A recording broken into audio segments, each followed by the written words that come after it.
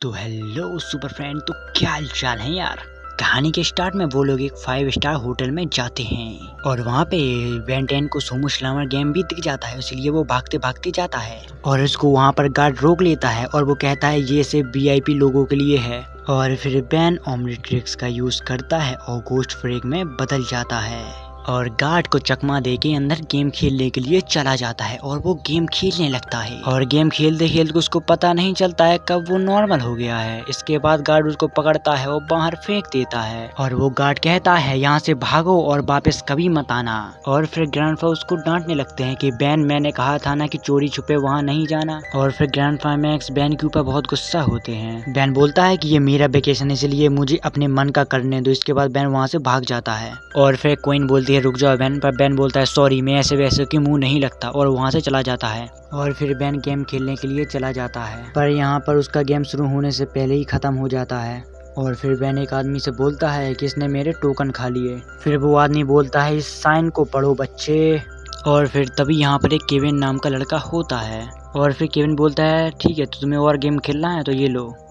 और उस मशीन में से काफ़ी ज़्यादा सिक्के निकलने लगते हैं। इसको देखकर बेन बहुत खुश हो जाता है और बेन बोलता है अब ये सारे सिक्के मेरे हैं, अब मैं चाहे जितना गेम खेल सकता हूँ। और फिर यहाँ पे कुछ लोग केविन को मारने के लिए आए होते हैं और उन गुंडों का लीडर बोलता है कहाँ जा रहे हो जोकर, अपने दिमाग की बैटरी रिचार्ज करने।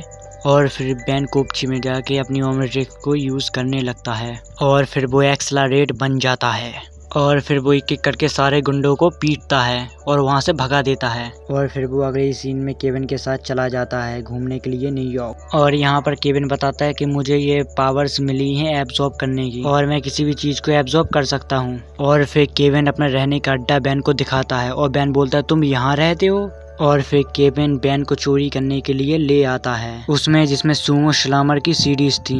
पर कुछ ही देर में यहाँ पर पुलिस भी आ जाती है और फिर पुलिस उनको चारों तरफ से घेर लेती है और फिर वो दोनों वहाँ पर फंस जाते हैं। तभी बेन केविन से बोलता है अब हम क्या करें, तो केविन बोलता है भागो यहाँ से।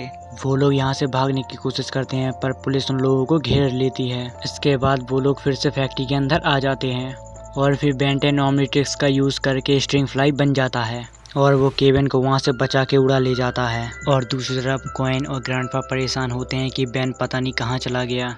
अगले सीन में हमें केविन दिखाया जाता है जो ट्रेन का ट्रैक चेंज कर रहा होता है क्योंकि वहाँ से जो गुजरने वाली ट्रेन थी उसमें बहुत सारा पैसा भरा होता है और पैसा लूट के हम यहाँ से गायब हो जाएंगे। पर बेन बोलता है नहीं, इसमें काफ़ी सारे लोगों की जान भी जा सकती है। पर केविन बोलता है हे, कुछ पाने के लिए कुछ खोना पड़ता है। और फिर बेन बोलता है नहीं, मैं तुम्हें ऐसा नहीं करने दूंगा।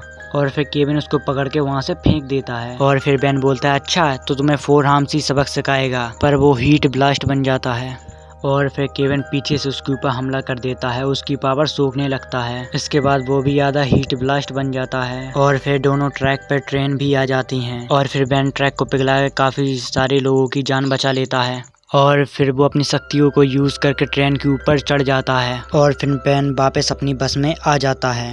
इसके बाद फिर से बेन ट्रांसफॉर्म होता है केविन को हराने के लिए 4 आर्म्स में और फिर बेन केविन को मारने के लिए जाता है पर वो उसकी पावर को ही एब्जॉर्ब कर लेता है और 4 आर्म्स बन जाता है। फिर वो बेन के ऊपर भारी पड़ने लगता है और बेन को काफ़ी ज़्यादा पीटता भी है और कुछ देर लड़ते लड़ते वापस से बेन 10 की वॉच ब्लिंक करने लगती है और फिर 4 आर्म्स बहुत तगड़ा उसको एक पंच मारता है जिससे वो बहुत दूर जाके गिरता है। तो बस यार यही थी हमारी आज की कहानी। आई होप आप लोगों को ठीक लगी होगी।